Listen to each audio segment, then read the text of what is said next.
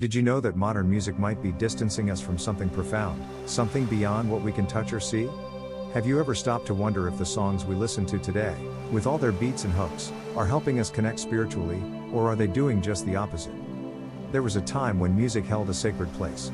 It wasn't just for fun or entertainment, it was an avenue, a channel through which we touched the divine.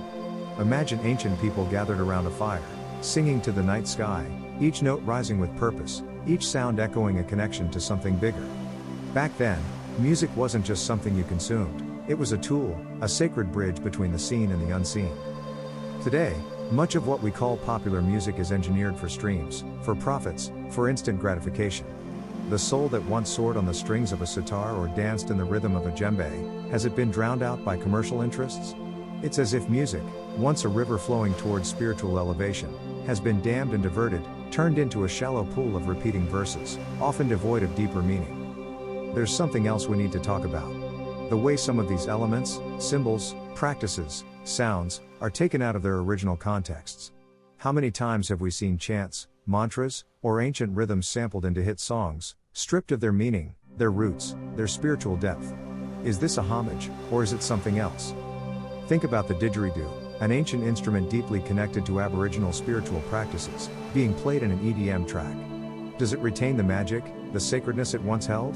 When we hear a sitar riff in a pop song, do we understand the tradition, the culture, the sacred intention behind it? Or are we just tapping our feet to a catchy beat, oblivious to the layers of culture and spirituality being reduced to mere sound? Music has power, a kind of power that can guide us, uplift us, or even control us. In many spiritual practices, music is used as a medium to enhance the experience. The question we must ask ourselves is, are we always in control of this experience? Imagine attending a gathering where a deeply moving chant is being played. You feel an overwhelming sense of connection. But here's where things get tricky: is that feeling genuine, or is it an induced emotional state designed to sway you, to make you believe, to control your thoughts and actions? The thin line between genuine elevation and manipulation becomes even blurrier in the hands of those who understand the power of music and use it, not always for the purest of intentions. Sacred or secular? This debate has been alive for centuries, from ancient chants reserved for temples to folk songs sung in village squares. But why must we draw a line? Does a song only have value if it fits neatly into the sacred or secular box? There are those who say that only music made with specific intentions can be sacred. But think for a moment, when a street performer plays their heart out in a busy square, are they not touching something spiritual? When a guitarist pours their soul into a riff that speaks of their journey, their pain, their love, can that not be sacred? Perhaps the answer lies not in the type of music, but in the intention, the heart, the soul behind it. We can't ignore the commercialization of spiritual music. We see albums promising peace of mind or instant calm with a price tag attached. It's not inherently wrong to seek spiritual experience through music that's commercially available, but where do we draw the line between accessibility and exploitation? Does selling spirituality dilute its essence? Think about this: a mantra, a sacred chant meant to elevate consciousness, used in a commercial, meant to sell a product. What happens to the power of that chant? Is it still sacred, or has its meaning been lost in the pursuit of profit? The emotional power of music makes it a perfect tool for persuasion. In religious contexts, it has often been used to influence, to convert, to enforce belief. Is this ethically sound? Does using music as a tool for conversion respect the freedom of the listener? Picture this scenario: a deeply moving hymn is played repeatedly, each note wrapped in emotion, and you are there, amidst a crowd. You feel connected, you feel swept away. But what if this connection is meant to convince you of something you may not fully agree with if you weren't in such an emotionally heightened state? Music has always been an essential part of ceremonies, whether it's shamanic drumming in the Amazon or Tibetan singing bowls resonating during meditation. The power of sound can indeed be transformative, but where do we draw the line between facilitating a profound experience and using music as a crutch, an escape? Have you ever felt that intense music-induced high during a meditation session? Did it help you dive deeper, or did it become the experience itself? Music is a doorway, but we must remember it is not the journey, it's a guide, not the destination. There's a lot of talk about frequencies, how certain vibrations can heal, elevate consciousness, even change reality. It sounds incredible, doesn't it? But how much of this is real, and how much is just appealing pseudoscience? Frequencies like 432 Hz or 528 Hz are often touted as spiritual or healing. And maybe they are. But is there real science behind these claims, Or do we just want to believe it so badly that we forget to ask the hard questions? It's crucial to explore these ideas, but also to approach them with curiosity and discernment. In some societies, music with spiritual or critical messages is censored. But why? Is it because of fear? Fear of awakening, of revolution, of change?